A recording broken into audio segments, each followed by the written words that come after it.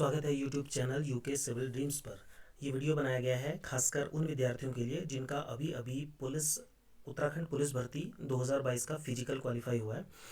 तो सबसे पहले मैं शुभकामना देना चाहूँगा उन सभी विद्यार्थियों को जिन्होंने 2022 का पुलिस भर्ती का फिजिकल क्वालिफाई कर लिया है और एक स्टेप आगे बढ़ गए हैं वो इस जॉब को पाने में।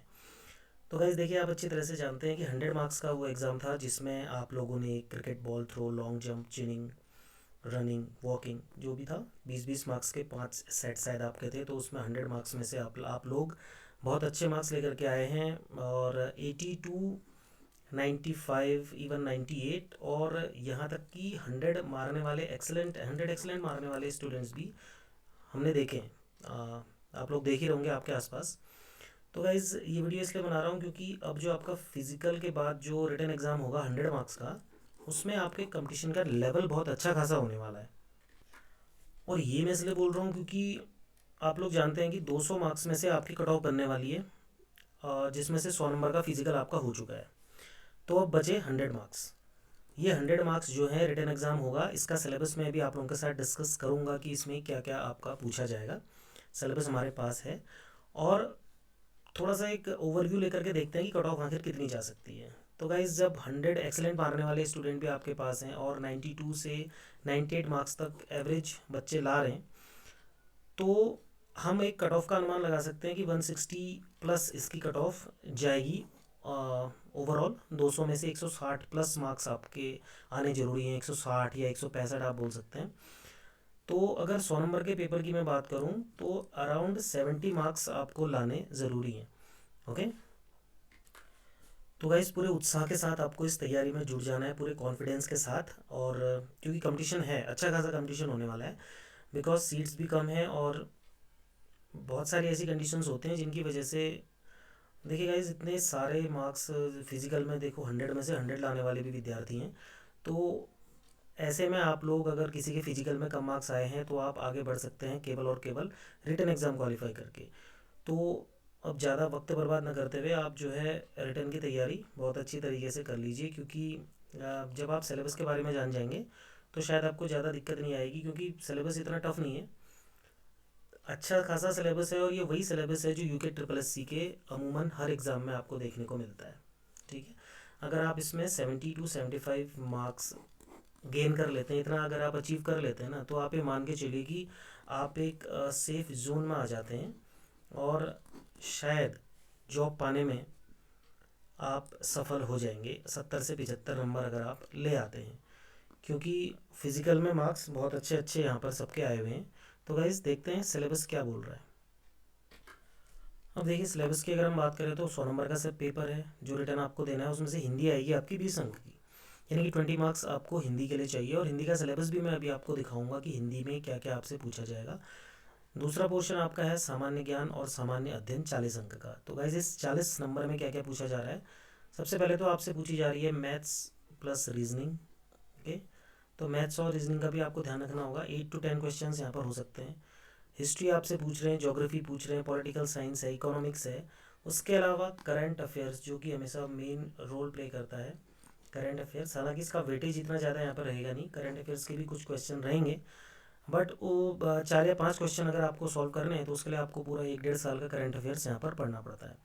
और कंप्यूटर की मूलभूत जानकारी यानी कि कंप्यूटर फंडामेंटल्स, जो कि अगेन एक बहुत इंपॉर्टेंट टॉपिक हो जाता है, ये भी यहाँ पर पूछा जाता है। और अगर मैं बात करूँ इस सिलेबस के सबसे इम्पोर्टेंट पार्ट की, तो वो है ये 40 मार्क्स का उत्तराखंड जीके, क्योंकि इतना बड़ा वेटेज इसका है। देखिए 40 नंबर में से अगर आप 30 प्लस या 35 प्लस मार्क्स लेकर के आते हैं तो आपका एक बहुत अच्छा स्कोर मैं कह सकता हूँ कि इस रिटन एग्ज़ाम में आप गेन कर सकते हैं। तो सबसे पहले देख लेते हैं हिंदी के सिलेबस को। और हिंदी का वही सिलेबस है जो आज तक आप लोग पढ़ते आए हैं और अनगिनत एग्ज़ाम्स में आपने इस तरह के क्वेश्चंस देखे होंगे, जिसमें कुमाऊनी, गढ़वाली, जौनसारी हिंदी के बारे में है, लिपि और वर्णमाला के बारे में पूछा गया है, स्वर और व्यंजन के बारे में पूछा गया है, शुद्ध शुद्ध वाक्य, विराम चिन्ह हिंदी के अंक, और इसमें संज्ञा, सर्वनाम, यही सारी चीज़ें हैं जो आप लोग हमेशा पढ़ते हैं। प्रत्येक कोई भी आप हिंदी की एक बेसिक बुक अगर खरीदेंगे मार्केट से, या अगर आपके पास कोई भी हिंदी की बेसिक बुक होगी, तो सारा का सारा मटेरियल आपको एक ही बुक में इसमें मिल जाएगा। देखिए तत्सम शब्द, देशज, विदेशी, ये सारी चीज़ें इसमें मिल जाती है। संधियाँ जितनी भी आपने पढ़ी हुई हैं, ये सारा का सारा सिलेबस आप लोगों ने अच्छी तरह से देखा है, बट आपको इसको बहुत अच्छी तरीके से रिवाइज करना होगा, क्योंकि 20 मार्क्स आपको हिंदी में से लेकर के आने हैं। देखिए लोकोक्ति, मुहावरे, ये सारी चीज़ें हैं, तो जब भी आपको टाइम मिलता है थोड़ा थोड़ा करके इसको आप कंप्लीट करते रहिए, क्योंकि पढ़ने के लिए 100 नंबर के पेपर में बहुत है। देखिए गाइस, जो वनडे एग्ज़ाम होते हैं वो अपने आप में काफ़ी टफ माने जाते हैं, क्योंकि आपको एक दिन केवल 2 घंटे या 3 घंटे का एग्ज़ाम में ही अपने आप को प्रूव करना होता है। तो जब आपकी ये चीज़ें कई बार रिवाइज हुई होंगी तब जाके आप इसमें अच्छी तरह से एक अच्छा स्कोर कर सकते हैं। देखिए, और इसके अलावा साफ लिखा हुआ है कि 10th और 12th की एनसीईआरटी के सिलेबस के हिसाब से हिंदी साहित्य का सामान्य परिचय आपसे पूछा जाएगा, और यहाँ पर रचयिताओं के नाम लिखे गए हैं और इनकी जो रचनाएं हैं और इनके बारे में जो इनकी डिटेल्स हैं वो आपको पढ़नी है। तो गाइज़ बहुत इजीली आपको सिंपल सिलेबस दिया हुआ है। चले बढ़ते हैं अगले सिलेबस की ओर। ये है रीजनिंग और मैथ्स का syllabus. Verbal and non verbal reasoning जो होती है, देखिए गाइज़, श्रृंखला, वर्गीकरण, कागज़ मोड़ना, कागज़ काटना, तो ये सारे के सारे आपको, अगर आप कोई भी रीजनिंग मैथ्स की अगर आप बुक लेते हैं रीजनिंग की, तो आपको उसमें रीजनिंग की बुक में ये सारी चीज़ें दिख जाएंगी। अदरवाइज़ अगर आपको नहीं बुक नहीं है आपके पास, या आप बुक नहीं लेना चाहते, तो भी आप यूट्यूब में इतने सारे चैनल्स हैं जो कि आपको बहुत अच्छी तरीके से रीजनिंग समझा सकते हैं। और ये सारी कॉमन चीज़ें हैं गाइस। सामान्य जो शाब्दिक मानसिक योग्यता परीक्षा इसमें लिखा हुआ है, ये सब वही रीजनिंग है जो आपकी एसएससी में आती है और अदर एग्जाम्स में आती है। तो अगर नहीं, आपने इसमें से कोई पोर्शन नहीं किया है, तो गाइस क्वेश्चन तो कहीं से भी आ सकता है। देखिए कहीं से भी क्वेश्चन पूछा जा सकता है, तो आपको इसको तैयार करना पड़ेगा। चलिए बढ़ते हैं अब इसके बाद देखते हैं कौन सा अगला सिलेबस है। ये है इतिहास का सिलेबस, और इतिहास में आप देख लीजिए वो सारी चीज़ें हैं जो आप लोगों ने पहले लूसेंट के बुक में पढ़ी हैं। सिंधु घाटी सभ्यता, वैदिक सभ्यता, जैन धर्म और बौद्ध धर्म के बारे में, उनकी जो बेसिक कॉन्सेप्ट्स हैं, मौर्य काल के बारे में, कौन कौन से राजा आए, कौन से सिक्के उन्होंने निकाले, गुप्त साम्राज्य, उत्तर गुप्त काल, मध्यकालीन भारत का इतिहास जिसमें दिल्ली सल्तनत के बारे में होगा, मुगल काल, आप पूरा इसमें पढ़ेंगे। तो वही सारी चीज़ें हैं। अगर आप एक लूसेंट की बुक भी लेते हैं और उसको बार बार रिवाइज करते हैं, तो उससे भी आपको इसका फ़ायदा मिलेगा। और अगर आपको लगता है कि आप कोई जो है इसकी स्टैंडर्ड बुक आप इसकी पढ़ना चाहते हैं, तो आप उससे भी इसको पढ़ सकते हैं। तो गाइज़ ये है आपका हिस्ट्री का सिलेबस, जिसमें आप देखिए British east India company, British rule जो भी यहाँ पर रहा उसके बारे में है। ओके, और ये गांधी युग इसमें पूरा आ जाएगा। प्रथम विश्व युद्ध और राष्ट्रीय आंदोलन के बारे में पूछा गया। ये सारा सिलेबस वही है जो हर बेसिक एग्जाम में पूछा जाता है। ज्योग्राफी के सिलेबस की बात करें तो बेसिक ज्योग्राफी का वही सिलेबस है, एनसीईआरटी का ही सिलेबस है पूरा का पूरा। ठीक है। पॉलिटिकल साइंस का यहाँ पर आपको सिलेबस दिखाया गया है। राष्ट्रीय आंदोलन के बारे में आपसे पूछा जाएगा। ठीक है, तो जितनी भी ये राजा राम मोहन राय, ब्रह्म समाज, महर्षि दयानंद सरस्वती, आर्य समाज, स्वामी विवेकानंद, रामकृष्ण मिशन, इन्हीं में से क्वेश्चन बन करके आते हैं। और देखिए गाइस, कितना बढ़िया तरीके से आपको सिलेबस दिया गया है। टॉपिक्स आपको सारे दिए गए हैं। एटलीस्ट जो टॉपिक आपको सिलेबस में दिए गए हैं वो तो आपको कंप्लीट करके ही जाने हैं। तो अगर एक एक बार, दो दो बार आप इनको रीड कर लेते हैं, तो उसके बाद आप इनको अच्छी तरह से रिवीजन कीजिए। आप देख लीजिए आपका सिलेबस एक एक बार एटलीस्ट आपने ये चीज़ें पढ़ी होनी चाहिए, अगर आप वाकई में इस एग्ज़ाम को क्वालिफाई करना चाहते हैं। पॉलिटिकल साइंस में आप देखेंगे वही कॉन्स्टिट्यूशन के बारे में जितना भी आप लोग पढ़ते हैं, संविधान की विशेषताएं यहाँ पर लिखी है। लोकतांत्रिक व्यवस्था, गणतांत्रिक व्यवस्था, सर्वधर्म समभाव की अवधारणा, मौलिक अधिकार यानी कि हमारे फंडामेंटल राइट्स के बारे में यहाँ कहा गया है। फंडामेंटल ड्यूटीज़, मौलिक कर्तव्य जो हमारे होते हैं उनके बारे में आपसे पूछा जाएगा। तो गाइस इसमें आर्टिकल्स वगैरह होते हैं वो आपको याद करने पड़ते हैं। डीपीएसपी है, नीति निर्देशक तत्व। Okay, directive principles of state policy. आपसे पार्लियामेंट यानी कि संसद के बारे में क्वेश्चंस पूछे जाएंगे। सुप्रीम कोर्ट और हाई कोर्ट के बारे में क्वेश्चन पूछे जाएंगे। तो गाइज लूसेंट की बुक से भी आप ये सारा पढ़ सकते हैं, किसी स्टैंडर्ड बुक से भी आप हेल्प ले सकते हैं। उत्तराखंड के पंचायती राज अधिनियम से भी आपसे इसमें क्वेश्चन पूछे जाएंगे, जो कि अमूमन हर एग्जाम में लगभग यहाँ से पूछा जाता है। सूचना का अधिकार अधिनियम, मानवाधिकार। तो गाइज देखिए, अगर आप सिलेबस को फॉलो करते हैं तो आपको कभी भी लॉस नहीं होगा। एटलीस्ट जो पॉइंट आपके सिलेबस में लिखे गए हैं आप उनको कंप्लीट अगर एक बार कर लेंगे।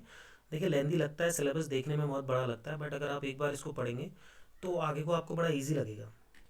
अर्थशास्त्र का सिलेबस अगर हम देखें तो यहाँ पर भी वही सारी चीज़ें हैं। मुद्रा और वित्त के बारे में, आर्थिक नीति के बारे में, गरीबी निवारण के बारे में, और एम्प्लॉयमेंट के लिए क्या क्या प्रोग्राम्स आपके लिए लाए गए, ये सारी चीज़ें आपको इसमें देखने को मिलेंगी। विदेश व्यापार नीति, विश्व व्यापार संगठन, बहुत सारे ऑर्गेनाइजेशंस होते हैं जिनके बारे में आपको पढ़ना होता है। फिर ये जो सिलेबस है देखिए, अब आपका क्या आ गया, ये करंट अफेयर्स का सिलेबस है। राज्य, राष्ट्रीय और अंतर्राष्ट्रीय महत्व की समसामयिक घटनाएं। तो वो घटनाएं कहाँ से संबंधित होंगी, देखिए कोई डेट्स भी हो सकती हैं, स्पोर्ट्स के बारे में हो सकता है, कोई बहुत इंटरनेशनल और नेशनल सम्मेलन होते हैं, कॉन्फ्रेंसेस होती हैं, बहुत सारी रिपोर्ट्स आती हैं, जैसे ह्यूमन इंडेक्स रिपोर्ट है, और जो भी इस तरह के राजनीतिक घटनाक्रम होते हैं वो सारा का सारा आपका करंट अफेयर्स में शामिल होता है। तो उस पर आपको एक नज़र बना के रखनी पड़ती है। और ये है आपका सबसे इम्पोर्टेंट पोर्शन, जो कि 40 नंबर का आपसे पूछा जाता है, उत्तराखंड से संबंधित विविध जानकारियाँ। अब देखिए गाइज, अभी मैं आपको बताऊंगा कि इसके लिए कौन कौन सी बुक्स आपको पढ़नी है, और साथ ही इस यूट्यूब चैनल पर मैं आपको इसकी क्लासेस भी दूंगा, जिसमें कि मेन पॉइंट्स जो हैं, इंपॉर्टेंट पॉइंट्स को हम डिस्कस कर लेंगे, जो कि आपके एग्जाम में आने के चांसेस सबसे ज़्यादा रहते हैं। तो आप देखिए, इसमें आपको उत्तराखंड की पहले ज्योग्राफी पढ़नी है, उत्तराखंड का आपको हिस्ट्री पढ़नी है, अपने उत्तराखंड के बारे में आपको इतनी जानकारी रखनी पड़ेगी। उत्तराखंड में जो जल के स्रोत हैं, नदियाँ हैं, यहाँ की अर्थव्यवस्था कैसी है, यहाँ की सांस्कृतिक विरासत हमारे पास कौन कौन सी है, सामाजिक व्यवस्था हमारी उत्तराखंड की कैसी है, तो ये सारी इन्फॉर्मेशन आपके पास होनी चाहिए। उत्तराखंड में एजुकेशन का क्या रोल है, मतलब किस तरह से यहाँ पर तकनीकी शिक्षा कैसी है, स्वास्थ्य शिक्षा कैसी है, और क्या क्या यहाँ पर प्रॉब्लम्स हैं एजुकेशन में, टूरिज़्म में उत्तराखंड क्या कर रहा है, और इन्वायरमेंटल कंडीशंस कैसी हैं, ठीक है। बहुत सारी योजनाओं के बारे में, जो नई नई योजनाएं आती हैं उनके बारे में हमको पढ़ना होता है, बायोडाइवर्सिटी के बारे में पढ़ना होगा, और बहुत सारे अदर पॉइंट्स जो इसमें इंक्लूड नहीं है, उसके अलावा भी आप उत्तराखंड के बारे में आपको जानना है। तो एटलीस्ट 40 नंबर में से अगर आपको 35 मार्क्स तक अगर आपको लाने हैं, तो आपको कोई बहुत अच्छी सी इसकी बुक पढ़नी पड़ेगी, जो कि परीक्षा वाणी इसकी बेस्ट बुक मानी जाती है, जो कि आप कंप्लीट कर सकते हैं। और दोस्तों, ये है आपके कंप्यूटर का सिलेबस। ओके, तो इसमें से भी आपसे कुछ क्वेश्चंस पूछे जाएंगे। तो ये बेसिक क्वेश्चंस हैं, और आपको लूसेंट की बुक में भी मिल जाएंगे। तो अब डिस्कस कर लेते हैं कुछ बुक्स के बारे में जो कि हमको पढ़नी है इनके लिए। तो आप गाइज, उत्तराखंड के लिए सबसे पहले आप नोट कीजिए कि परीक्षा वाणी की जो बुक आती है, ओके, वो आपको पढ़नी है। उत्तराखंड एक समग्र अध्ययन के नाम से आती है परीक्षा वाणी, वो बहुत अच्छी किताब है। उसके बाद लूसेंट की जो बुक आती है, वो बुक आपको खरीदनी है, और लूसेंट की आपको दोनों बुक्स खरीदनी है। देखिए, लूसेंट की बुक दो आती हैं, एक आती है ऑब्जेक्टिव, एक आती है सब्जेक्टिव। पहले आपको लूसेंट की सब्जेक्टिव बुक को पूरा पढ़ना है, और उसके बाद उसकी ऑब्जेक्टिव खरीद के बारी बारी से उसके क्वेश्चंस लगाने हैं। हिंदी के लिए आप कोई भी स्टैंडर्ड बुक खरीद सकते हैं, लूसेंट की भी आती है, और बहुत सारे पब्लिकेशंस की बुक आती हैं, तो हिंदी के लिए कोई भी बुक ले सकते हैं। रीजनिंग और मैथ्स, जैसा कि मैंने आपको बताया, यूट्यूब वीडियोस से आप कर सकते हैं। सबसे ज़्यादा इम्पोर्टेंट आपके लिए क्या है कि अभी तक UKSSC के द्वारा जितने भी पुराने एग्ज़ाम कराए गए हैं इससे पहले के, उनके सभी प्रीवियस ईयर के पेपर्स आपके पास होने चाहिए। वो सारे क्वेश्चंस जब आप कर करके एग्ज़ाम में जाएंगे, तो उससे आपको बहुत ज़्यादा बेनिफिट होगा। और जुड़े रहिए हमारे यूट्यूब चैनल से, और इस एग्ज़ाम से संबंधित बहुत सारी अपडेट्स और बहुत सारे वीडियोस जो क्वेश्चंस आपके एग्ज़ाम में आने वाले हैं उससे रिलेटेड भी लाऊंगा, और कोशिश करूंगा कि आपको उत्तराखंड की क्लासेस भी इस चैनल पर मैं दे सकूं, जिससे कि आपका एटलीस्ट 40 नंबर वाला जो उत्तराखंड का पोर्शन है वो कंप्लीट हो जाए। तो गाइज़, बने रहिए वीडियो के साथ। Thanks for watching this video. Thank you so much.